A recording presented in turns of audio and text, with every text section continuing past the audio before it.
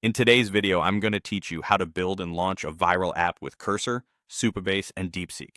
We'll go from idea to deployment, keeping everything simple, fast, and focused on what actually works. Start with the idea, aim for something that solves a real, everyday problem in a simple way, ideally explainable in 3 words or less. This constraint forces clarity. If you can pitch it quickly, users can understand it quickly, and that's what fuels virality. Next, legally replicate proven design patterns. Head to Mobbin and study apps that match your concept.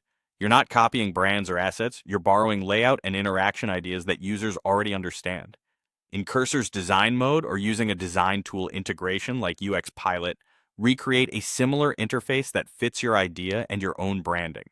Before writing code, structure the app's logic. Create a context MD file that explains the full flow, core features, and screen structure. Treat it like the brain of the project. The clearer this document is, the better Cursor AI can build exactly what you want with fewer rewrites later. Now build with Cursor AI. Set up your mobile project by running npx create expo appy at latest e with router in your terminal. Drag your context file into the project.aw folder so the AI can reference it. Use Cursor's AI chat or the inline edit shortcut CMD plus K or Ctrl plus K to generate the initial code base from your context. For example, ask it to build the login and sign up pages using your context.md as the source of truth.